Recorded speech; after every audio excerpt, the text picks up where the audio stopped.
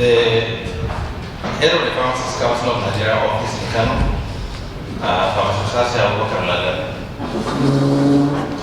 the chairman of the Pharmaceutical Society of Nigeria in Kano, Pharmacist Ali in absentia, all representative capacity, represented by the secretary, Pharmacist in that division.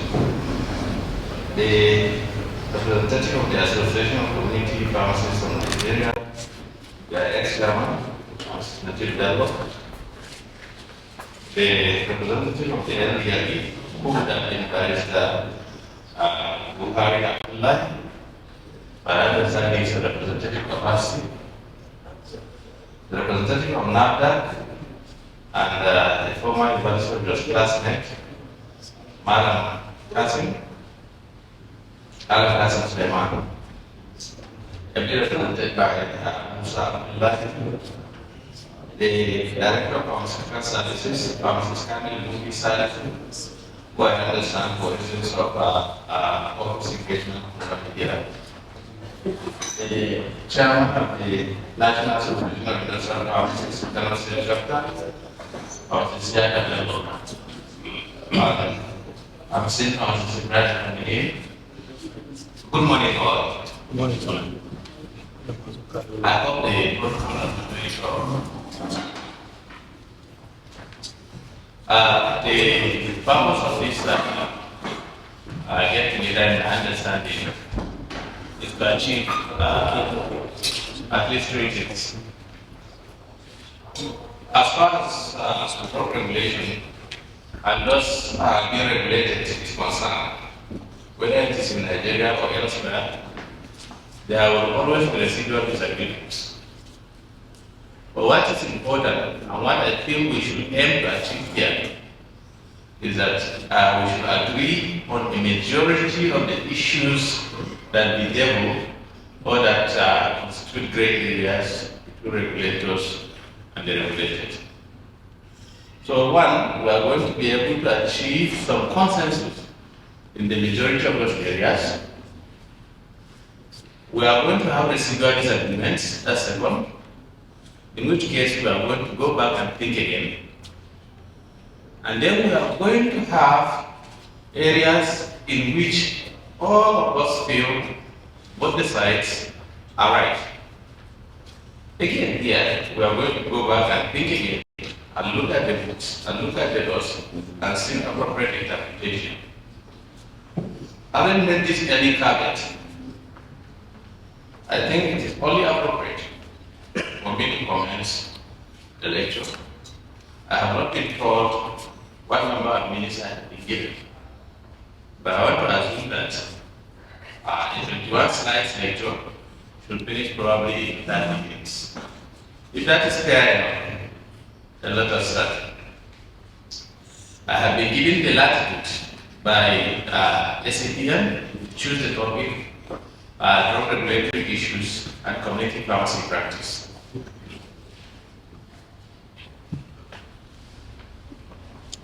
So I have nominated the introduction as state actors in drug regulation.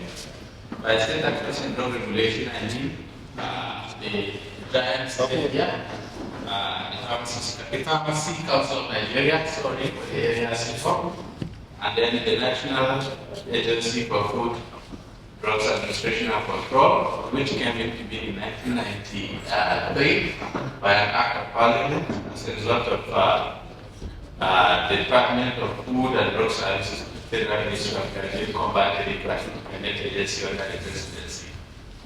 Then we have a National Drug Law Enforcement Agency, which came into being in 1989, largely out of outcry as a result of huge drug trafficking being conducted by Nigerians, and then the consequent effect on the national image of the country outside. So the government felt that it can no longer condemn a situation where Nigeria is seen as a narco state. So they now came up with an idea, and they promulgated a decree which was easier to run in the military regime.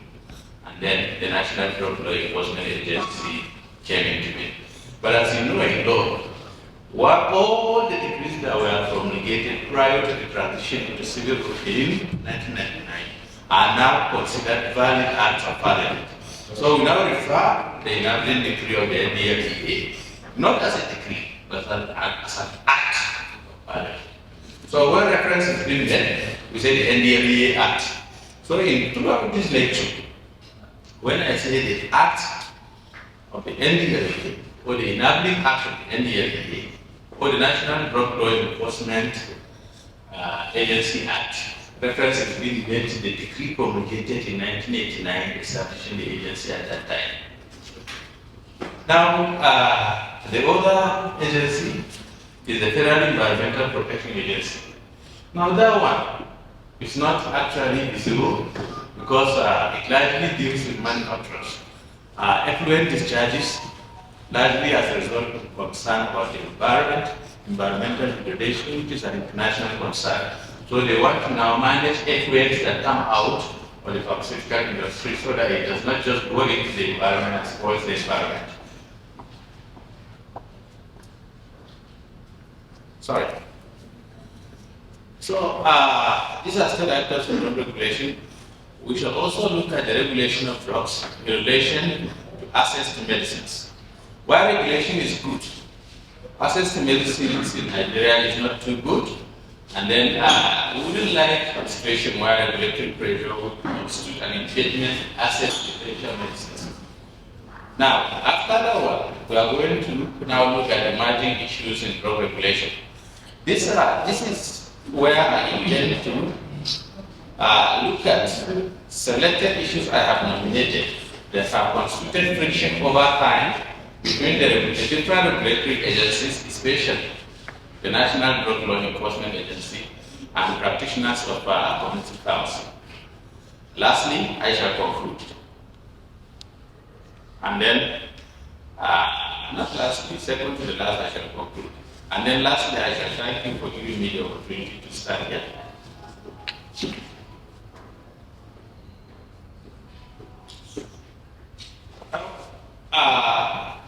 Like I noted earlier in the slide before this, drug regulation is statutory, which means it did not arise as a result of roadside decision. No, it was a conscious decision of government to enact legislation so that we can be safer in our interactions with medicines. It is both statutory and important for a safe society. Well, we cannot also disagree with the fact that there have been few unpleasant issues between regulators and operators of community pharmacies. Those issues are not the result of good interpretation of the enabling laws. Certainly they are not. Those issues are not the result of good interpretation of the enabling laws. The laws are there and they have clear boundaries. The boundaries are very well spelled out. So if there are issues, it is not because the laws are failing or the laws are overlapping. It is because our own interpretation and how to influence the laws is something that has caused friction over time. Now, this I have said that drug regulation must not constitute a barrier of access to essential medicines. After all, if you look at it, the whole essence of drug regulation, whether it is hard drug and psychotropic drug regulation, is the enhancement of public health. So if in the end, drug regulatory efforts constitute barrier of access to essential medicines, the aim would have been defeated. And we have seen that in countries like Canada that have out of fury because of the pressure of drug regulation, legalize cannabis, for example, and simply just merely enforce tax. And even here in Nigeria, we are having background noises about it. The governor of Ondo State is saying that he is going to start cultivating cannabis and exporting it. And at least one of the presidential candidates, Omoyele Sowore, said on election he's going to legalize cannabis. Well, you see, don't just dismiss those people as if they are thinking out of ignorance. No, they are perfectly thinking. There is a well-founded story that shows that in the South Americas, the number of people that died, either being killed, and the money that has been spent out of drug control efforts, those people could not have died if those drugs had been legalized. So this is the kind of issues that oxygenated those debates, and then that are leading to things we are seeing in Canada in the form of legalizing cannabis and things like that. We cannot afford that in an environment like ours, where already we are having banditry and we are having a lot of other things that are stimulated by the use of drugs. I think I have dealt with this once. The state actors in drug regulation, the National Drugs Law Enforcement Agency, largely because, well, I wouldn't say it came first. The Pharmacists Council of Nigeria, they are the one before the Pharmacy Council of Nigeria came first actually. As far back as 1870, it was in existence, and then through various enactments, repeal, and then of the Act, the Enabling Act, we now have the Pharmacy Council of Nigeria.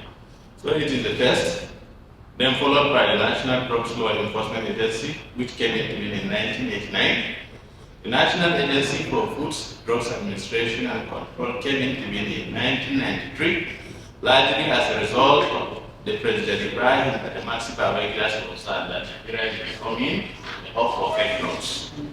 Then the Federal Environmental Protection Agency is a latter addition that has been added into the cocktail of regulators. Well, I cannot see this on this slide, but let me know. I understand that I'm using glasses. I wasn't using it 30 years ago. So, what this infographic slide is telling us is to emphasize the fact that drug regulation and curtailment of the use of drug is necessary. If we look at the statistics, the prevalence of drug use in Nigeria by the zones and states. This is abstracted from the National Drug Use Survey, which was recently conducted by the United Nations Office on Drugs and Crime, the European Union, and the National Drug Law Enforcement Agency. If we look at it carefully, you will find out that the Southwest is the kingpin with about 22.4% of all people that are using illicit drugs in this country. That number translates to about 4.3 million. That is closely followed by the South-South, which has about 16.6%, translating into 2.124 million. And then the South-East closely following that with about 13.8%. Then the Northeast with 13.6%. And then that is followed by the Northwest, 12%. Now, that follows closely with the North Central, with 30% of all persons using one form of addictive substance or the other. Now, with this kind of statistics and with these numbers, and with the country having about 14.4% of its population on one form of addictive substance or the other, you can understand that no responsible government can sit aloof and look the other way while this is happening.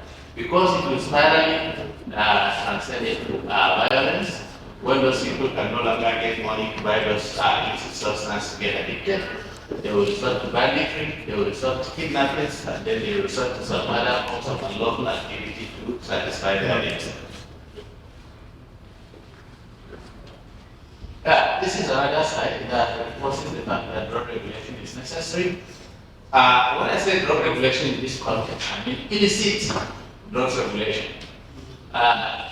In this country of about 200 and something million people, we have 10.6 million on cannabis, we have 4.6 million on pharmaceutical opioids. These are the tramadol gangs. The tramadol, the dihydrocodeine, the codeine itself, and then we have 208,000 on amphetamines. Now, if you look at the lower line, you see that overall, 1 in 5 drug users is dependent. 1 in 3 cannabis users is dependent, and 1 in 5 pharmaceutical opioid users. This includes the codeine and the tramadol containing cough syrups is dependent. And 1 in 7 users of the stimulant amphetamine and sponginous is dependent. Yet again, by drug category and by numbers of people that are addicted to the different drug categories. 10.6 million on cannabis. We have 4.6 on opiates, like I said, the tramadol, the codeine, the dihydrocodeine, and other congeners of opium. Then the cough syrups. The dextromethorphan containing cough syrups, the codeine cough syrups. Then the tranquilizers, the benzodiazepines, and congeners. Then we have ecstasy. We have inhalational solvents, anything from petroleum to calcium belenary to gutter, the exhaust coming from cars. We have amphetamines, and 238,000. And then we have cocaine, that's the big one, 92,000. So with this kind of figures, no responsible government would say that drug regulation is not necessary. Certainly, drug regulation is necessary to curb or at least maintain the figures so that they don't escalate.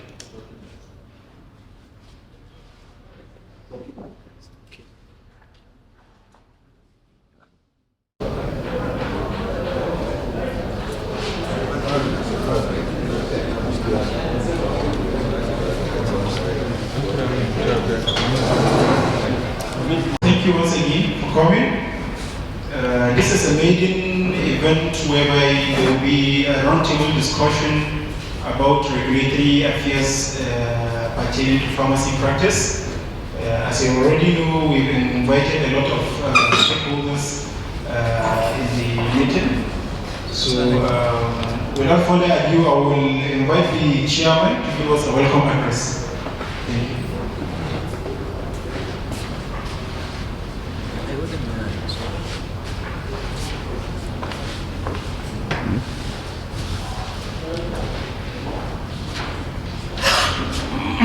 أعوذ بالله السميع العليم من الشيطان الرجيم بسم الله الرحمن الرحيم الحمد لله رب العالمين والصلاة والسلام على نبينا محمد وعلى آله وصحبه أجمعين السلام عليكم ورحمة الله وبركاته. Good morning. Good morning, sir. I would like to register my sincere appreciation to all the invited guests to this very important occasion. It is the sole aim of associations, organizations, and professional bodies, especially to promote the professionalism of their respective profession. ACPN is not left out, and also to anchor the all cooperation and momentum that can be gathered in discharging the professional duties of such professionals. ACPN being the Association of Community Pharmacists of Nigeria is very much in need of such corporations and anchoring. This makes us think in this direction of organizing an event like this, where we are going to interact in a very professional manner and discuss about the laws that are affecting our respective professions and works as Nigerians in general. So this makes us think of such and invite the stakeholders in the regulation of our activities and our profession. This very important gathering, which we are very hopeful and very optimistic is going to be very beneficial to the greater majority of the people of the Kano State and Nigeria at large. So the essence is not for us only, but for the general population, and primarily for us to be abreast with the laws that are guiding our profession. So I welcome all of us here, and particularly grateful to NDLEA, which came very timely, which is much expected of them as well, and they did that. Thank you for coming on time, and as well as NAFDAC, PCN, they are all here. We are very grateful, and we hope to have a very ease-free session and beneficial one as well. Though I can see that we are still waiting for some key stakeholders, but nonetheless we will start while they catch up with us while we go on with the procedure. Thank you so much for coming, and I wish us a very fruitful deliberation. Thank you. Welcome. Thank you.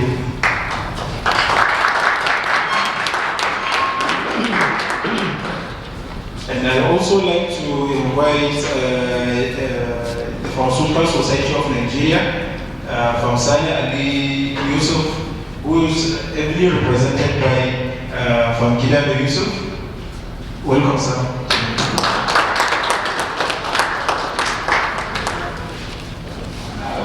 Also, I would like to invite our own able Association of Community Pharmacists of Nigeria previous chairman, who will represent the Association of Community Pharmacists of Nigeria from Najib Bello.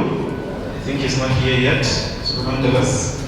So I would also like to call our able guest, National Drug Law Enforcement Agency, Barrister Buhari Abdullahi, Head of Legal Unit and Law.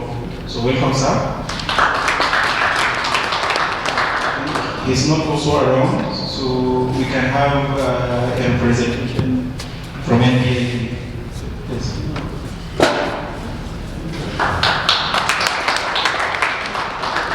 I would also like to call the National Agency for Food and Drug Administration and Control, Alhaji Kasim Suleiman, the state coordinator. He's not yet here, so I would like to call for Musa Abdullahi, representative. I would also like to disclose that our Director of Pharmaceutical Service sends his apology. He couldn't be here due to work reasons. So thank you everyone once again. So before I invite our guest note speaker, I would like to set some little ground rules for our roundtable discussion. As we've stated, a roundtable discussion is not a place whereby we haphazardly interact. We need some level of sanity whereby, for example, a speaker is speaking. If you have a question, you raise your hand.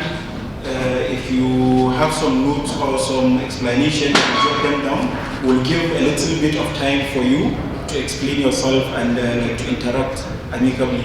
And because of the sensitivity of the topics to be discussed, somebody can maybe state something that you might not agree with.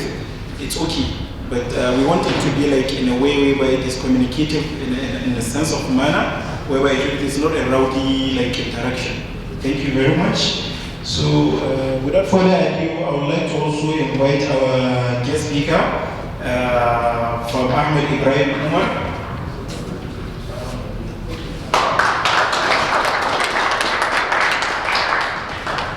Okay. Pharmacist Ahmed Ibrahim Umar is a 1995 graduate of pharmacy from the University of Jos.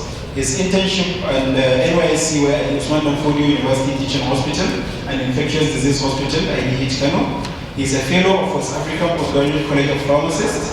And from Ahmed is a member of the International Society of Pharmacoepidemiology, Bethesda, member of Commonwealth Pharmacists Association, member of International Pharmaceutical Federation, and member of Pharmaceutical Society of Nigeria.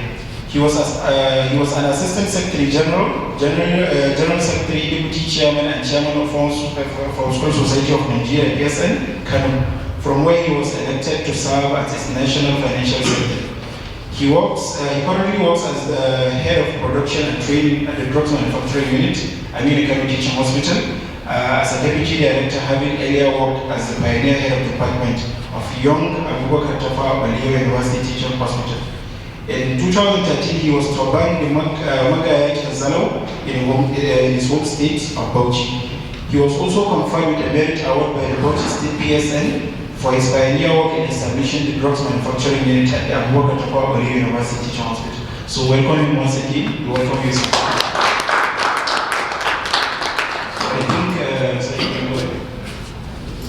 deliberately compared the power conferred on an NDLEA officer to enter any premises to which he believes reasonably that a violation of his act is taking place.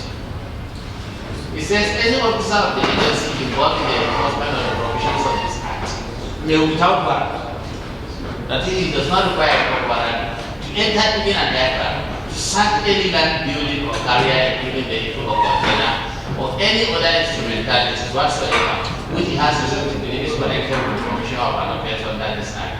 Now, to understand the problem with this section, not a problem, it's a matter of interpretation.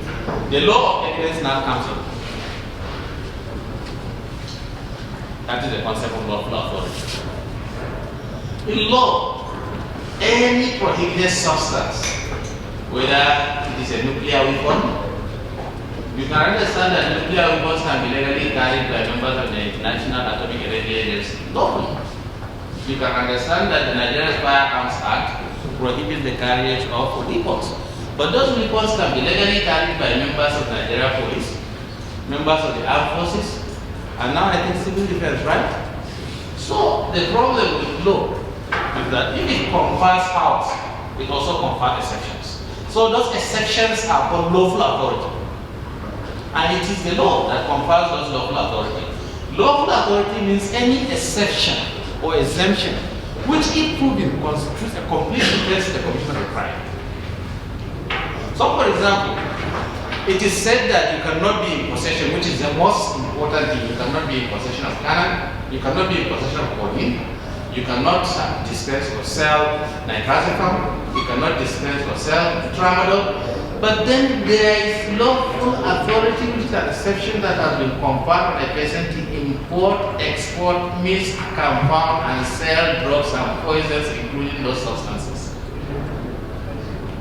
So what that means is that this prohibition in the letter slide, that any officer of the agency involved in the enforcement of the provisions of this act may without warrant enter aircraft and certain illegal building or carrier, including vehicle or container, or any other instrumentalities whatsoever where he believes that there is violation of his enabling act does not affect people that have lawful authority to carry those things.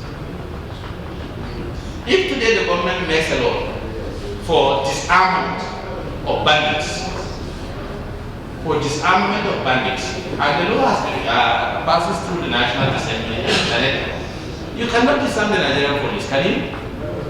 You cannot logically disarm members of the armed forces. If you logically disarm members of the armed forces and the police, who will disarm the bandits? So this is the concept of lawful authority. Now this is another issue that is at the front of community pharmacists. Day in, day out, Margaret Margaret Ginger or something, broadcasted all over the radio. I really don't understand what that Margaret Ginger means, but my interpretation of it is anything from an aphrodisiac or a writing medicine. But whatever it is that the society is being polluted by misinformation day in, day out. So the question now is that who regulates advertisement of medicines? Now let us look at Section 5A of the Enabling Act of the National Agency for Food Drugs Administration under functions of the agency. NAFDAC is to regulate the control, the importation, the exportation, the manufacture, and advertisement, and distribution, sale, and use of food, drugs, cosmetics, medical devices, bottled water, and chemicals. So what this means is that the whole authority to regulate the advertisement of all regulated products in this country is vested on the National Agency for Food, Drugs Administration and Control.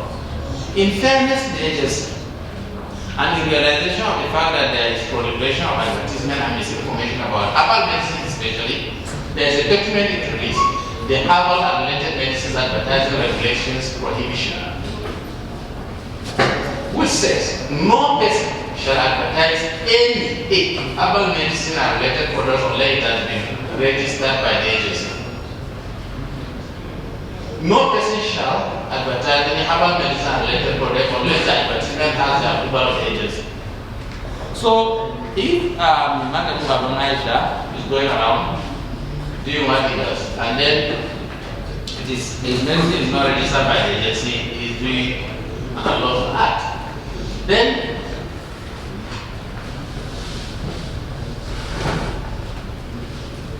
thirdly, now we have talked about NAFDAC, we have talked about the herbal and related products regulation, which NAFDAC published in pursuance its powers to make regulations under its Enabling Act. Now let us look at the National Broadcasting Commission Code, which said the advertisement of the medicinal product is presented only in the acceptable format prescribed by the relevant professional regulatory agency. That is, no advertisement should be accepted by any broadcast media, whether it's a radio station or anything, except such advert is approved by the relevant professional regulatory agency.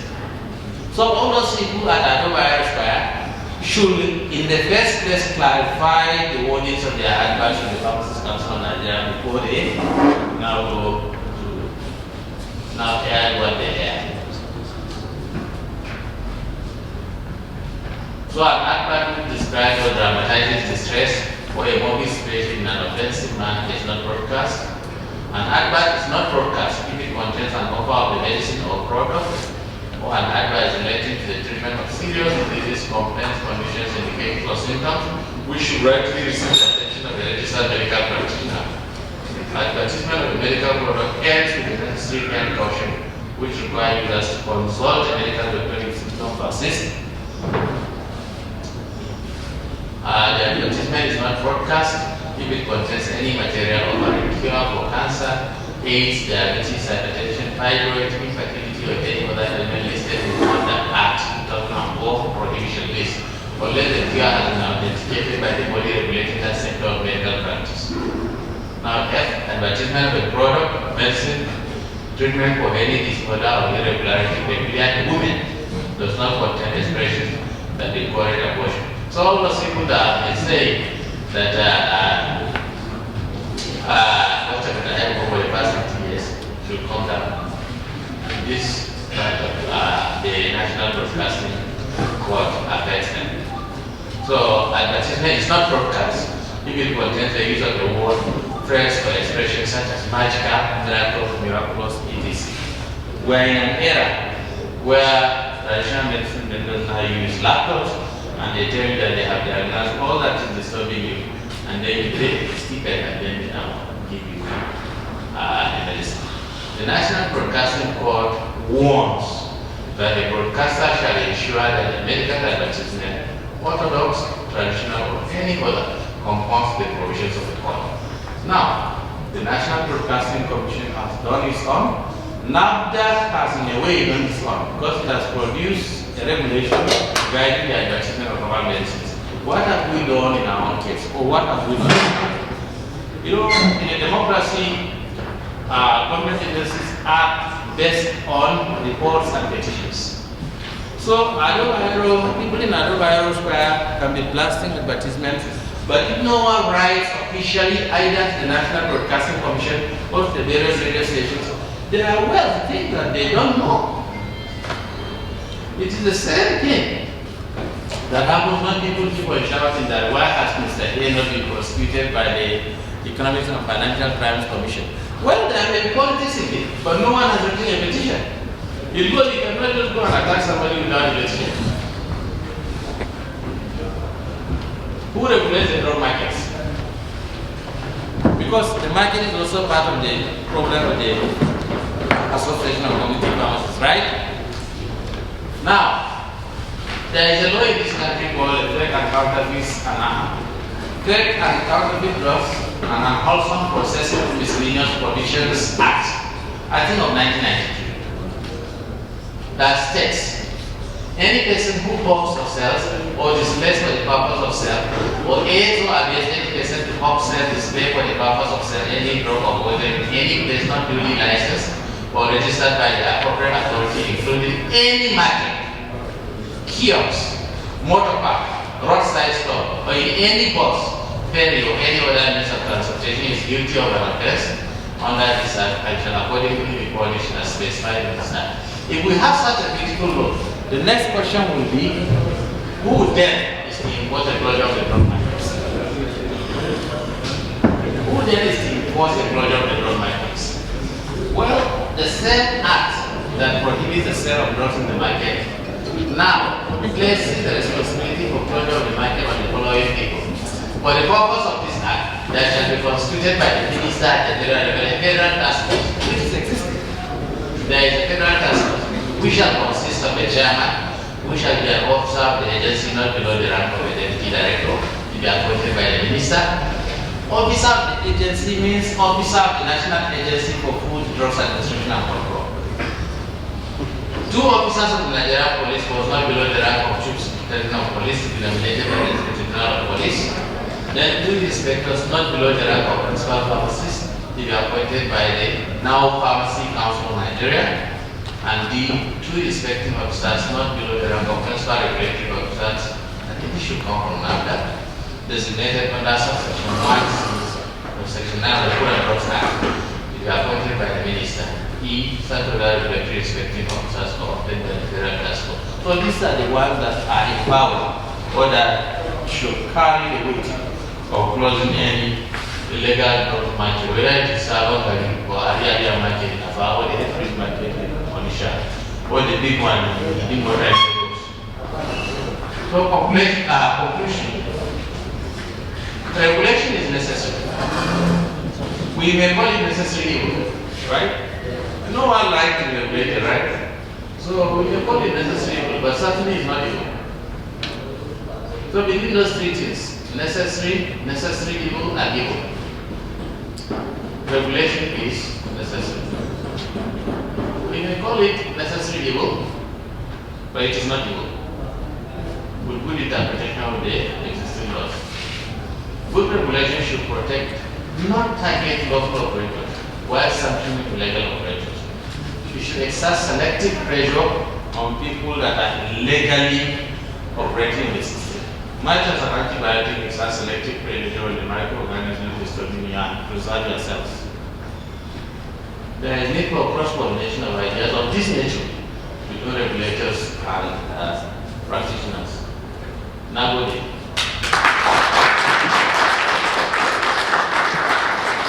Our State Commander of the NDAA, Alhaji Idris Abubakar. Welcome, sir.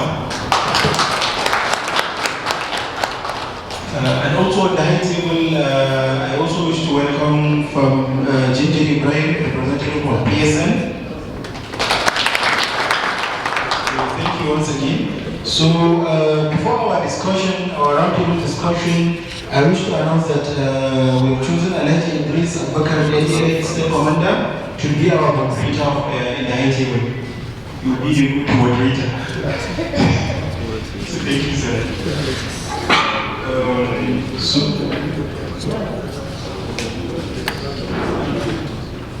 Can you agenda?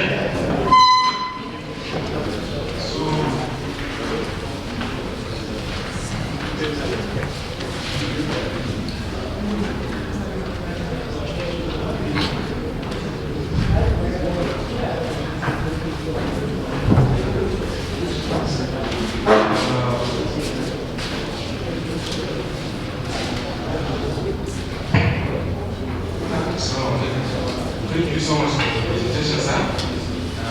We couldn't have hoped for anything more. Thank you. You have bruised, I wouldn't say bruised, you have touched all the specific areas that need to be discussed. As we showed earlier, it's a discussion forum. I'm sure all the areas you discussed have been touched. So thank you, sir, and we wish to call you back to the title before we come for you again, sir.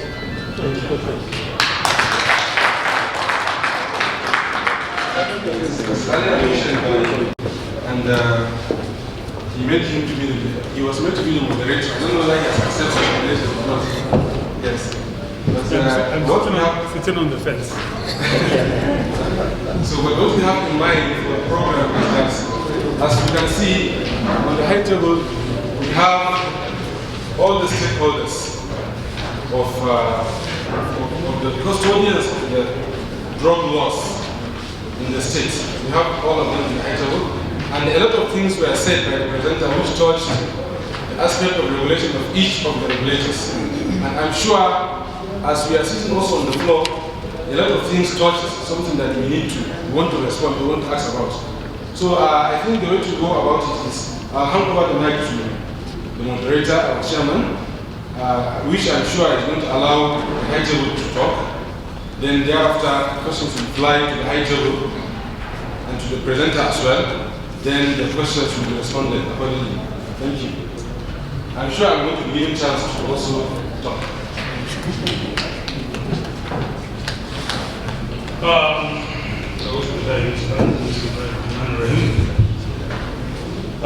Good morning, all. Sorry if I'm making you to stand on the already established protocol. I'm just coming in. I went to represent my chairman in one of the functions in town that has been invited. And equally, I have another one that I will rush out to attend. So definitely I may not have the pleasure of time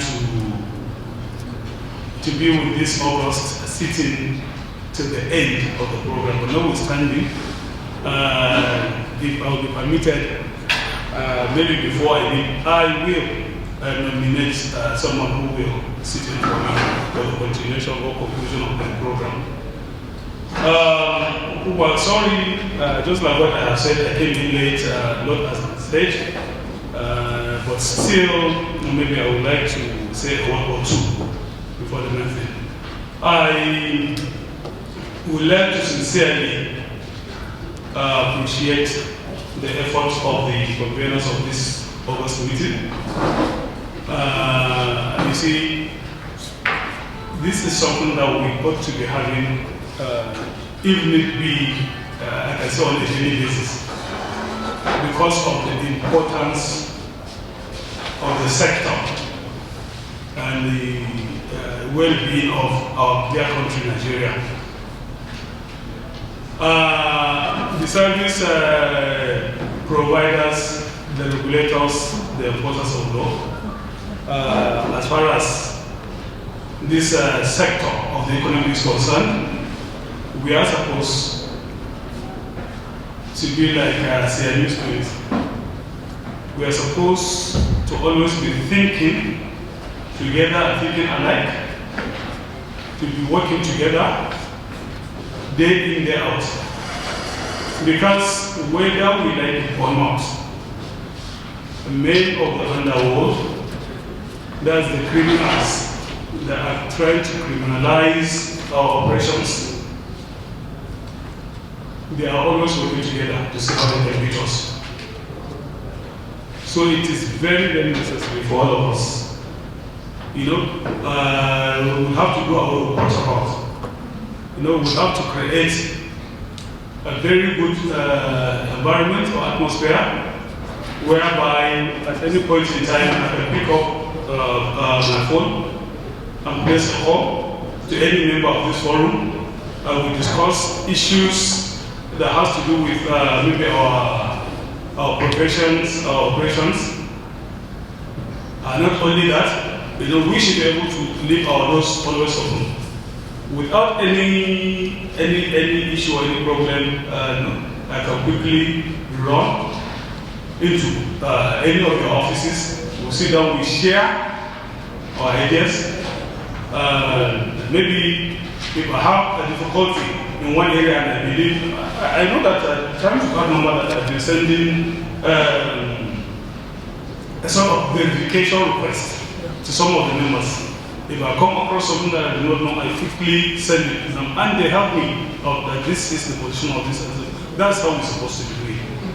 It is not only when there is an issue, you know, that whether someone is apprehended, or we should pass that level. Honestly, we should pass that level of arresting, seizing, and what have you.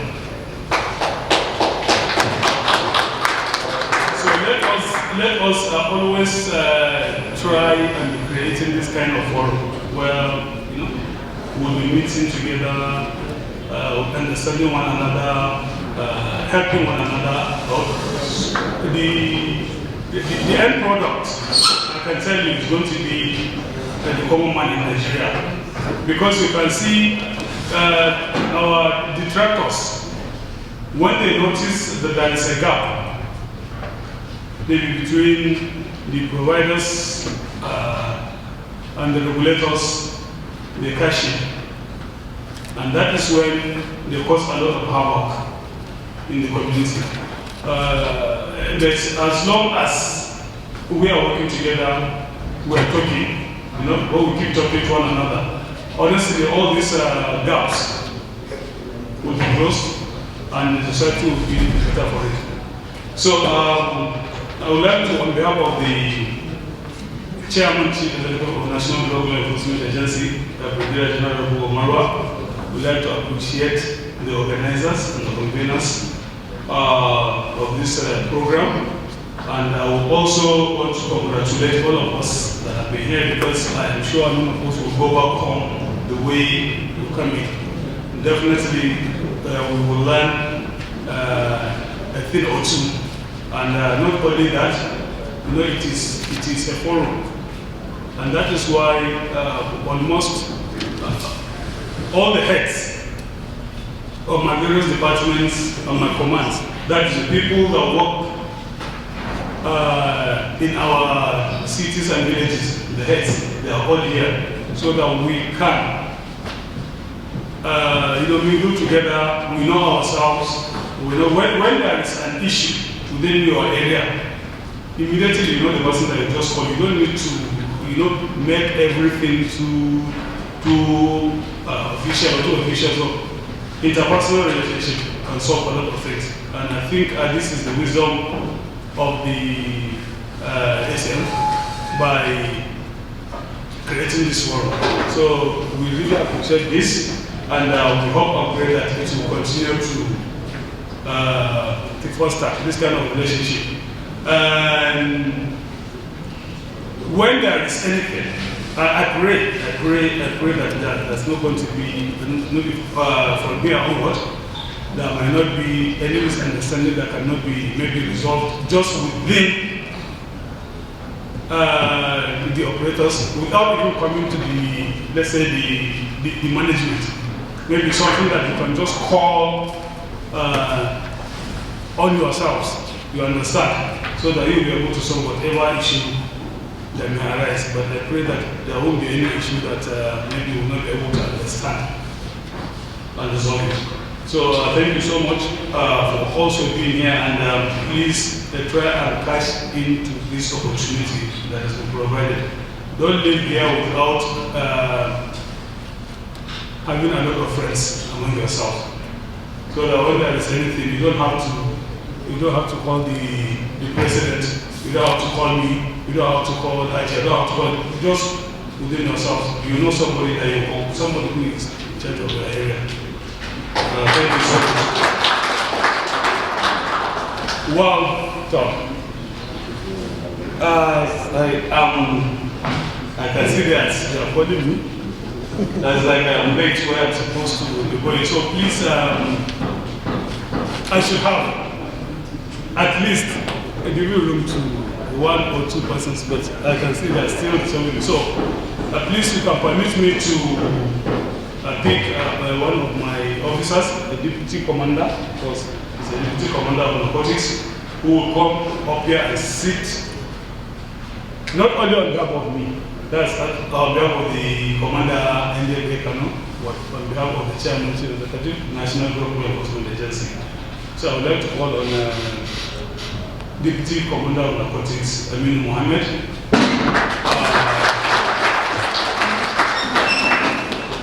An experienced officer, and also he's my area commander in charge of Kambata area. So all members that operate around that axis, if you have any issue, don't come to the president, don't come to the secretary, don't come to anybody. He is there. Whatever it is, by the grace of God, is going to be resolved, we'll just solve it. So I mean, come and relieve me.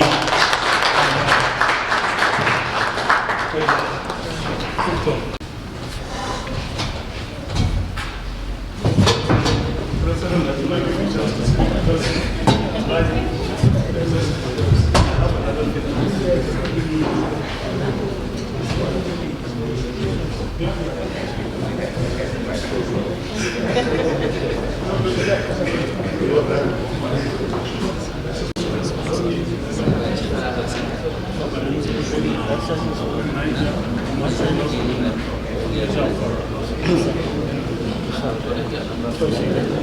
Thank you so much.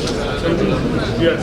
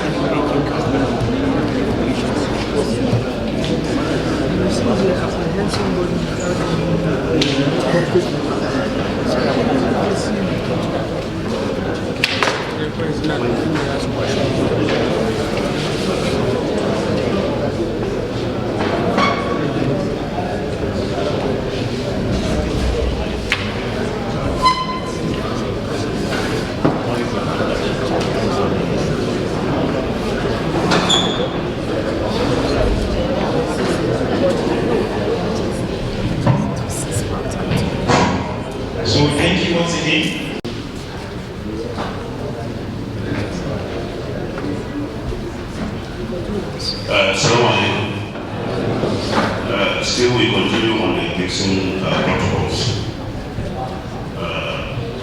We have here in the high table all the representatives of the people concerned, and we will give 5 minutes each to each and every agency to say something in respect of the presentation so far. Then after, if question comes, then we now go on the floor. But we should be decorum and sincere. The state commander has said it all, that it is not a forum where we criticize ourselves, but rather a place where we educate ourselves, enlighten ourselves, make friendship with each and every one of us, so that the main purpose is our society, our community, the people should be considered. Thank you. So we will start with PCM.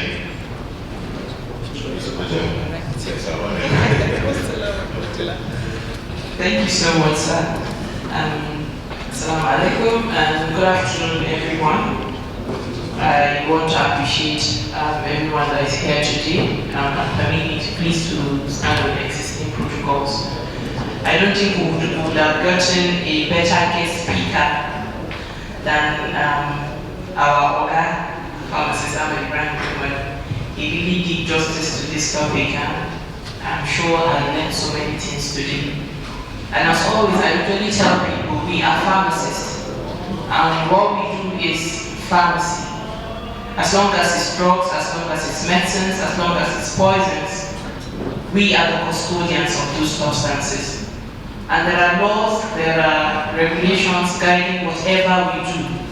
And as long as we work and practice within the ambit of the law, we wouldn't have any problem with any regulatory agency.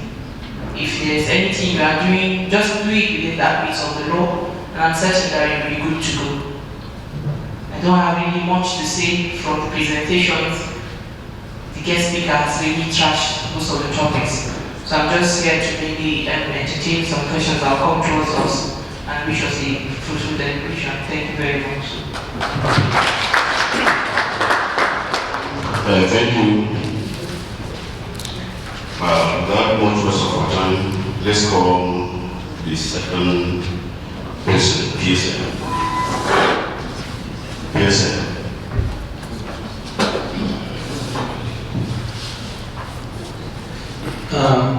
Good morning, everyone. Also, permit me to stand on the existing protocol. On behalf of the Chairman of Pharmaceutical Society of Nigeria, Kano State Branch, who is unavoidably absent, but alhamdulillah, most of his soldiers were here.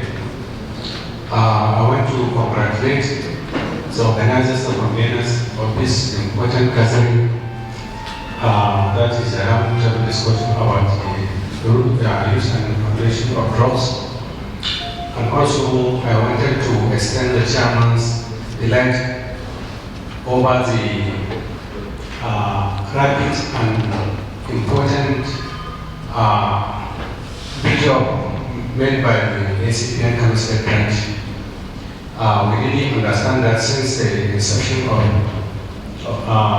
the current ESCOs, a lot of achievements and programs have been done, about 2 or 3.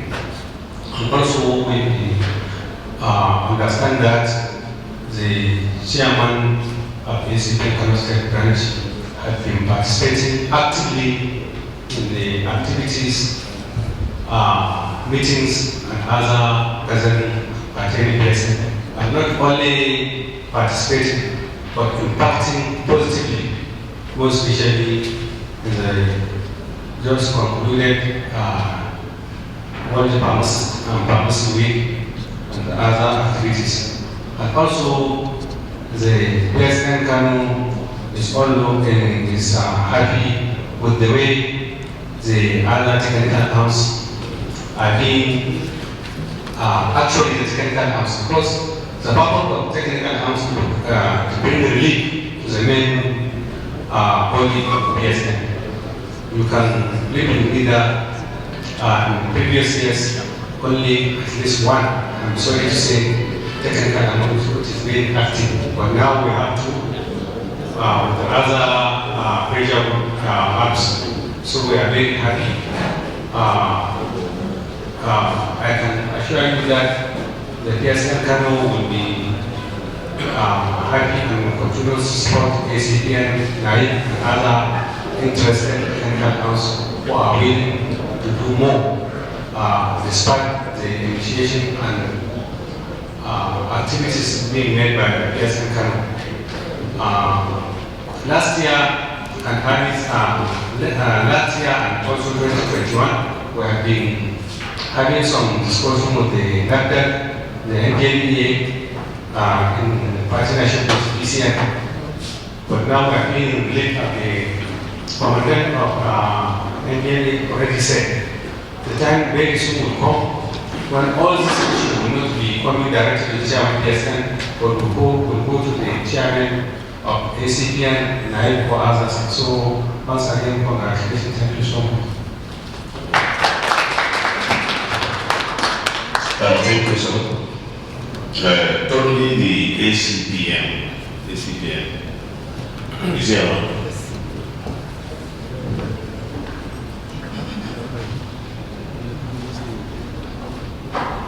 Alhamdulillah. Assalamu alaikum. We are very grateful for this rare opportunity that we have here as ACPN practitioners of Kano State. I mean, pharmacy practitioners of Kano State, ACPN wing.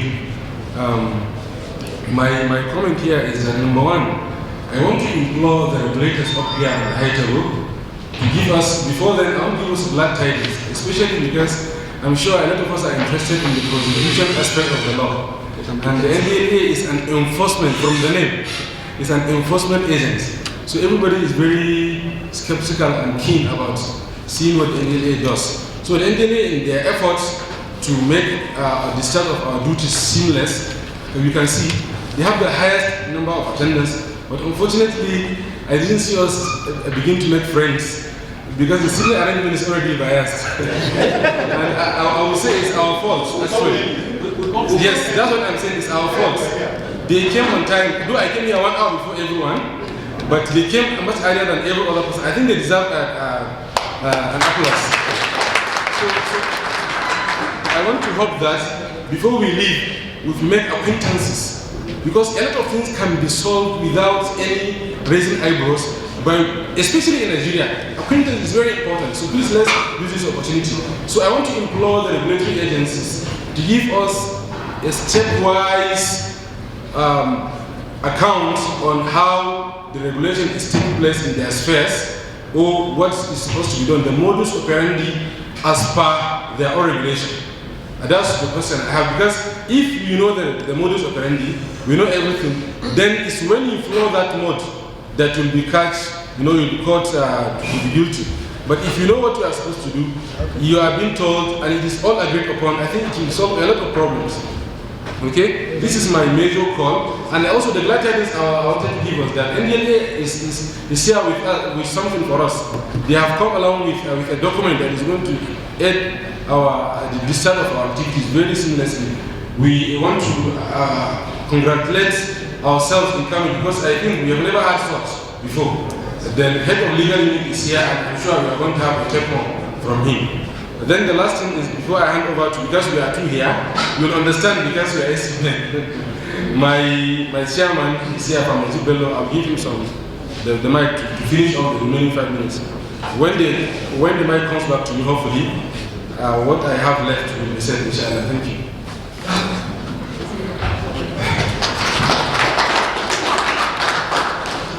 Good morning, my respected colleagues. Permit me to remain standing on the existing protocols already established. First of all, I want to apologize for coming late. And one of the reasons is because of patient, I went to renew his medication and he was in critical condition. I thought I would take appearance, but unfortunately it took me more than an hour. I really apologize for that. When I actually heard about this topic, I was keen and I was very interested. I said it's a very important decision to have a forum like this. Discussing issues like this that centers around ethical legal issues is of paramount importance. If you look at it, I just want to center my discussion briefly and shortly using just 4 spaces. Number one, I would say pharmacists versus Nigeria. If I say pharmacists versus Nigeria, what I mean is that you see, by our profession, by our training, we are guided by laws on ethics and regulations. In fact, I would say if there's any profession who is well regulated in Nigeria, is the pharmacist. Why? Maybe because of the product it's touching. This product does all and does everything. It centers around, and again, this product is an important product when it comes to business, when it comes to money, when it comes to healing, when it comes to that means centers social, economical, political, in all aspects of life. So definitely we have to be on the spot. That is why you can see the fact on who I don't control is this product. Is it really the pharmacist or some other people elsewhere within the community? So sincerely speaking, I would say, if you look at the barrage of challenges pharmacists are facing on this particular product, which they have been mandated and they have been trained to be the chief custodians, the only expert on drugs, they produce it, but you can see the clear competition and the fight and the struggle between pharmacists and the other governors. So sincerely speaking, this is one aspect and one area that the pharmacists are finding a lot of challenge in handling and dealing with it. I believe the presenter talked about that. The second issue is NPA versus pharmacists. The National Bureau of Enforcement Officers or agencies actually wasn't my stewardship of almost 10 years or a decade of the steering this association as the immediate past chairman of ACP. We actually met a lot of obstacles and a lot of issues and a lot of that we took so many decisions to resolve them. And then we realized that definitely NPA are ready and are willing to cooperate.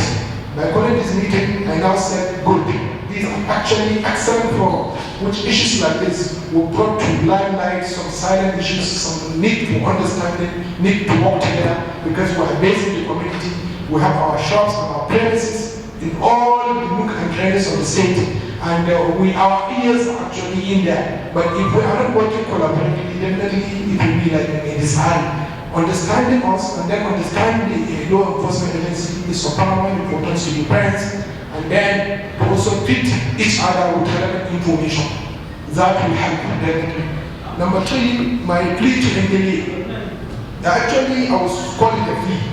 When you have a law enforcement agency who has statutory function to operate, so that is one aspect of it. How do you understand their modus operandi? How do you appreciate their job? No matter how you look at it, we know what exactly our country is passing through. I always say in every country, there is no way somebody will slaughter a fellow human being or set a bus or a truck on fire or ablaze without being under the influence of drugs. No way. On the road, going to Maiduguri, a bus was hijacked, packed, set ablaze. The woman inside, pregnant, she has a child with her. She threw the child through the window to avoid the blazing fire.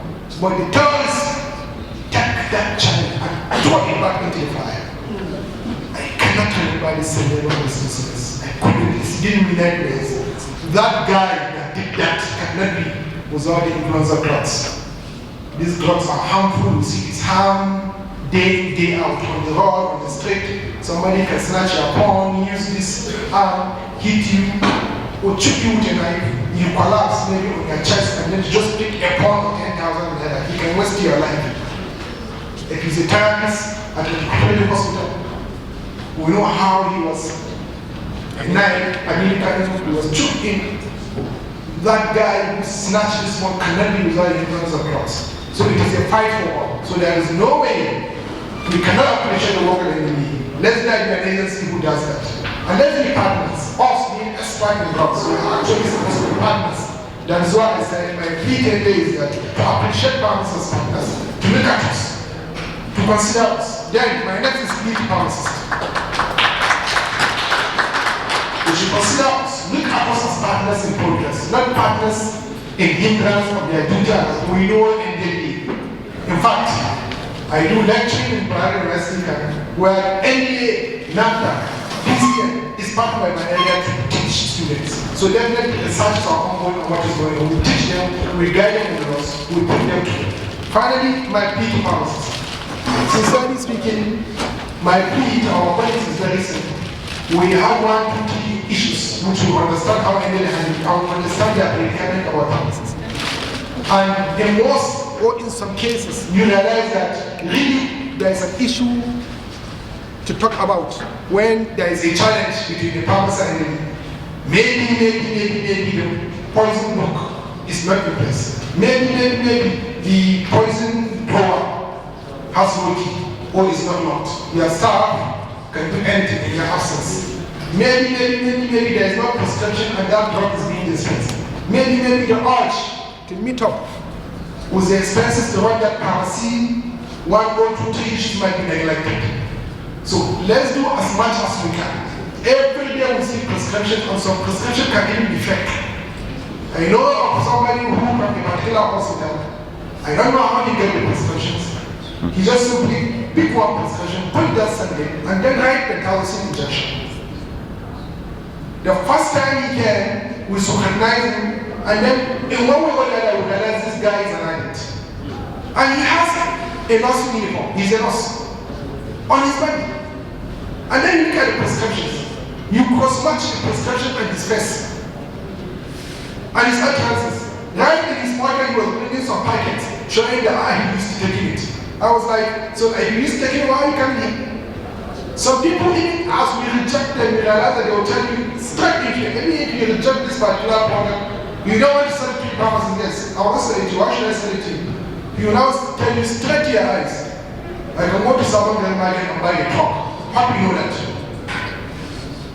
I know you look like one dumb person sitting in front of you. So in reality, what I'm trying to say is that my plea to pharmacists is that let's try as much as we can to protect, to operate within the guideline of protection, and then look and then temper justice with nicety, and then try to understand that if there is 1, 2, 3 cases, does not need to bring an arm, because that pharmacy is aware of the laws and everything, trying to either push some harassment or sensitize the community as if he has never done anything good to that community. I believe that the presenter has done justice to that, I am sure. So I will just miss my, I just stop at this point. License is issued to you. So when somebody is dealing with a third party illegally, selling the drugs to him without prescription or diverting the drug, that means you are not of good character. And let me say this, if we are, the cases we are having of pharmacists, if we are to transfer them to pharmaceutical council, a lot of things will happen. There are instances where the council will cancel the license. But we just have to look at the manpower, we just have to look at the circumstance, and just allow it to go like that. Sometimes, for those who are doing their professional job, they may run into problem in this way. Those who live in the pharmacy, if they are not honest, they used to deal in those drugs to users, to victims of drug. So you have to watch. I was so excited in a way because the last time we tried to have something like this, last year, during this National Association of National Pharmacists annual, we had a problem. I think we let this place in disarray because then a lot of things come up. And then they end that and everybody just lecture in annoyance. So, and I like when we actually adopt ourselves this time around to try and trash out many areas in which some of them are not really understand. Thank you very much. As all we know, just as the guest, having said that, just as the guest speaker have said, my name is Pharmacist Musa Ibrahim. I'm sitting in for representing the state coordinator, Mr. Kazim Idris Ibrahim, who was unavoidably absent. So for this kind of forum, now that, just as I said, now that it's established by Decree 15 of 1993, as amended by 19 of 1999 of Law N1 of Law of Federation of Nigeria 2004. NAFDAC is saddled with the responsibility control the manufacture, distribution, importation, exportation, advertisement of food, drug, cosmetics, detergent, chemical, and packaged water. And just as I've mentioned, NAFDAC has other regulations, especially in terms of drug, from the presentation there. We have a lot of drug and related product regulations, which guide both the advertisements, the registration, which has to do with the GMP, and the labeling, at least for it to even register a product. So I don't want to go to key to what the guest speaker have said in the slide there. He made mention of, I think, section 5. Section 5 of one of our regulations, which has to do with the advertisement. Actually, now to control the advertisement, I think it's section drug and related product regulation 2000 and 2001, because all those regulations have been amended actually. So we control the advertisement of these products. Both the billboards you see, we control them. I think it was the last what we have power to penalize Aspira, because some of the adverts they place on billboards in town, they're just malicious and just trying to cause a drug market, and it's not really approved. Now that has procedure in which adverts are being approved. First of all, the scripts have to be submitted to us. We vet the scripts, be it a TV, radio, whatever. We vet it and be sure that these things are according to our stipulated standard or regulation before it's being aired. All these adverts you see, some of them are just miscreants. As well as telling you, if it has to do with herbal have been a problem for us for long. Most of them are not registered. I always tell you, that's why we always put a disclaimer. Even some of them are registered. These things are not really, some of these are not verified claims, because some of them are certain, they say all sorts of things and stuff like that. So, and that is why we need you guys, because how many others have we have here? They can be there, a lot of them are there. The last time you said us, we tell you, we need at least intelligence relationship. There should be intelligence sharing, where you can feed us with information, anything you see. We cannot be everywhere, as you all know. We are trying our best. But anything you see, you call on our attention, and I try to give you an instance. Actually, just as my fellow NDLA colleague have said, actually we are all custodians of drug, we are professionals. We should stick to our ethical dealings. Most of us just hand out some of our licenses to these people and they'll mess us up because something just came up. There was a band called Syrup from which country is that? I can't really remember. And we found out that one of the importers sourced his product from there. So that pushed us into action to look at, to invite the person. Already the premises now. We saw the premises. Where is the pharmacy? The pharmacy is nowhere to be around. I think I told you that. And he said, but you don't even know what is happening. He's doing Kaduna. You people are doing R&G. But I think this year, you need to really, we don't know what is happening from. I know that I'm really open up what we should stick to ethics, please. And my fellow colleague, and you mentioned, I've been in FFA actually. I work in a Papa Port for more than 10 years. Before coming to Abuja, then Kano. I know what it entails. The last time we had a meeting with, when I was in Lagos, 2015, with the UNODC, That was even the first time they started this issue of tramadol coming up. Stealing down from Ghana and tried to bring them on the registered strength we have, the 50 and 100 milligram. Anything outside that, no, it's not registered like that. And we have guidelines or requirements. Before we could give you this, we have what we call permit to import and permit to clear. And some of these documents go back to INCB at the end of the day, International Narcotic Control. We have to report it. The officer that vetted that the quantity you bring in, and don't bring in instance if you're doing. And like some of them that produce cold this thing, yeah, this year, we want to do that sort of permit. But as we follow it up, there's a department we have a department, drug reduction in our district, whereby we give permit to import and permit to clear. When you bring your, okay, you first of all have to have a registered product before we can give you that. When we give you the quantity, if you apply, we give you the quantity, we show that yes, we go and do verification. Before we give you the quantity, we bring it in the permit to import. When you bring it in, you can't clear it until we verify that. We give you permit to clear. So the issue of maybe no license or where, I don't know where it's coming from, but as far as I'm concerned, I don't know, because I've been in premier boards for 10 years in Apapa port.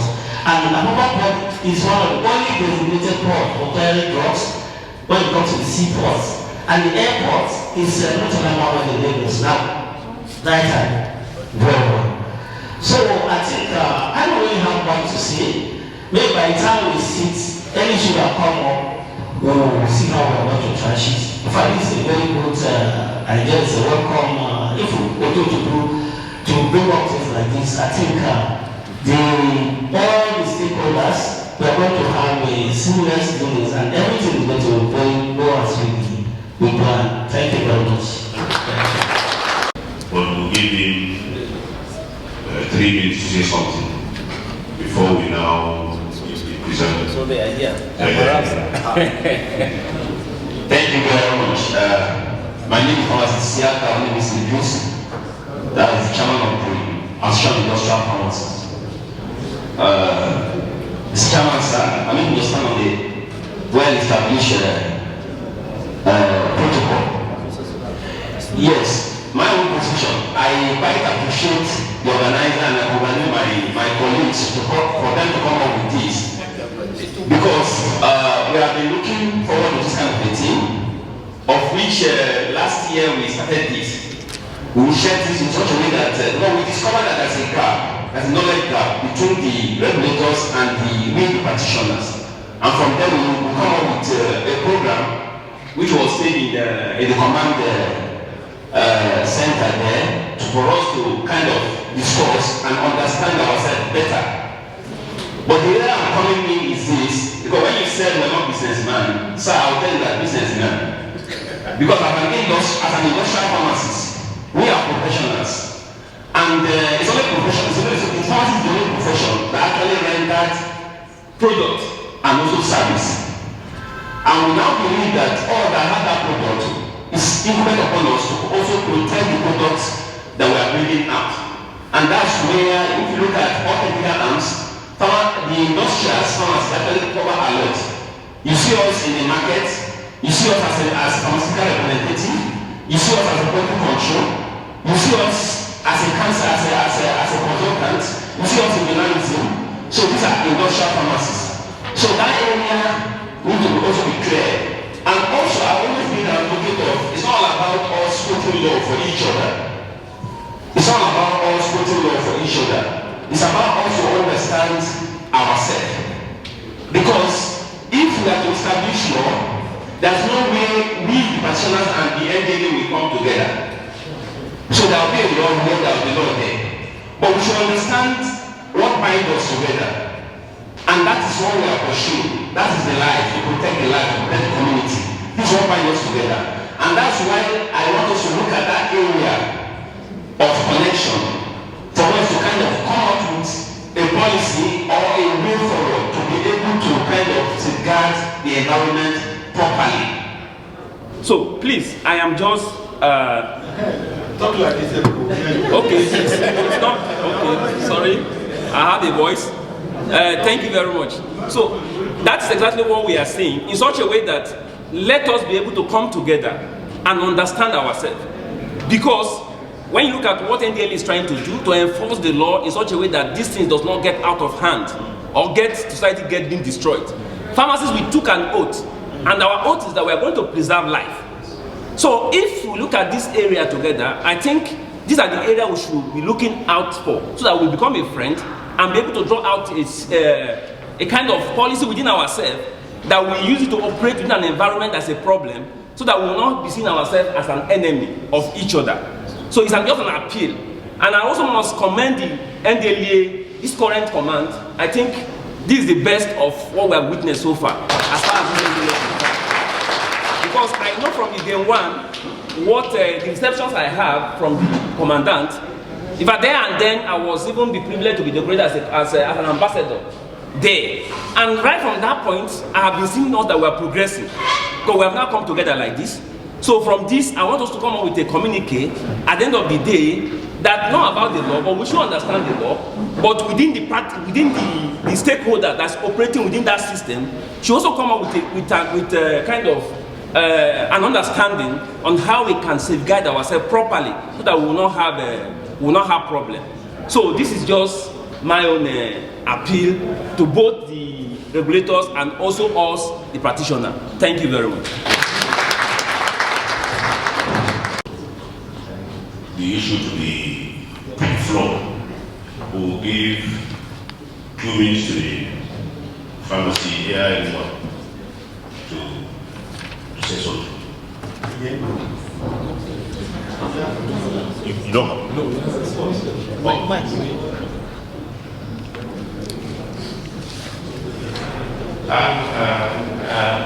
This afternoon already. Good afternoon once again.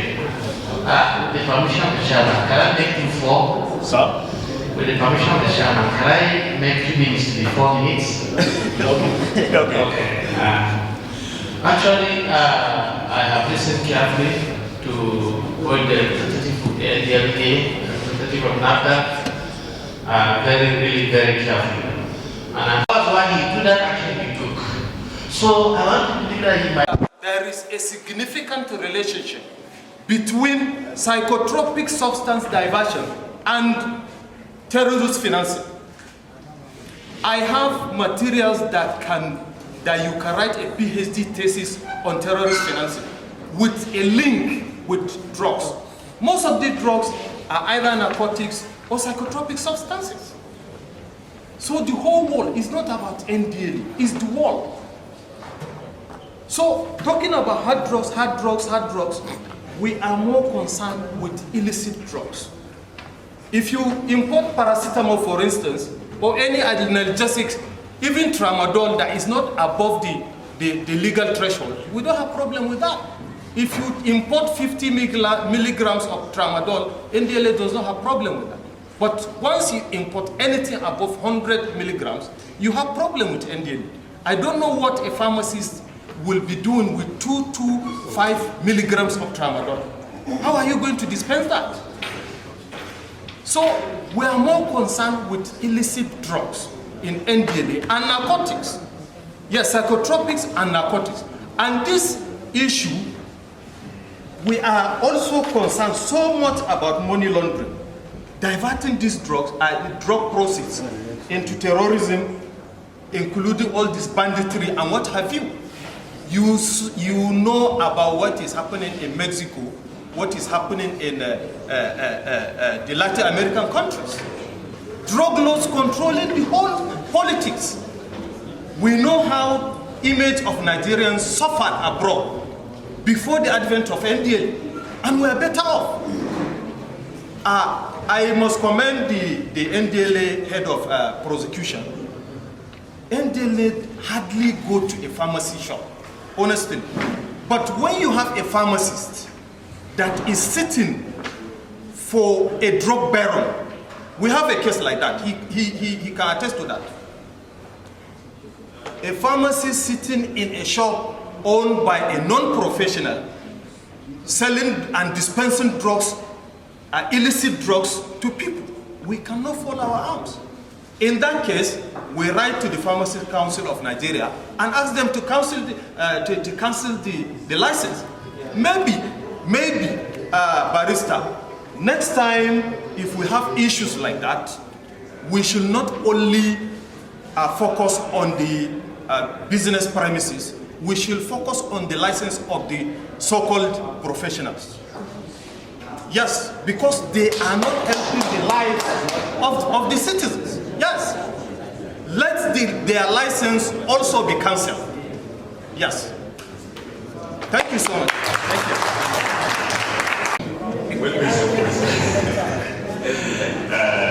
Let's take another one from the lady.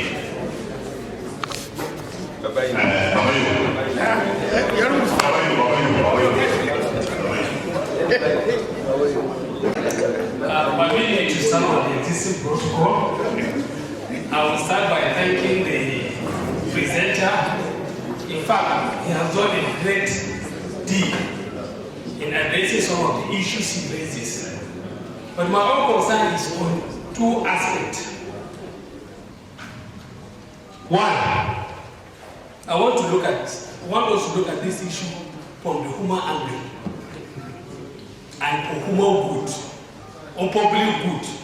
Because whatever we are saying, either we are looking at it from a low aspect of it, definitely there is exception to whatever laws that we are talking about.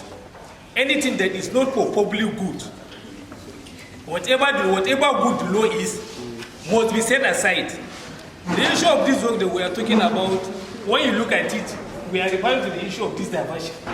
When we divide it, what will it become? It will become harm to public. So definitely the central issue we're supposed to be laying more emphasis on is to let's underline this word public good, public good, public good. If we have it in our mind, whatever we are doing, if we are doing for public good, definitely our conscience must be clear. That's my little contribution. And I stand on the existing protocols. This is just in line with the Director of Narcotics, or the officer in charge, Assistant Commander. You see the whole hallmark of this presentation is based on what? Authorization. Yeah. Nobody is talking about the enforcement or the legality of NDA not having legality to do those things. But one thing I want us to understand, when you divert a product, it's criminality. So we need to distinguish between criminality and authorization. The paper is all about who is authorized, not a criminal. So if a criminal can be anybody, it can be a pharmacist, it can be an NDA officer, it can be a lawyer. So when you divert a product,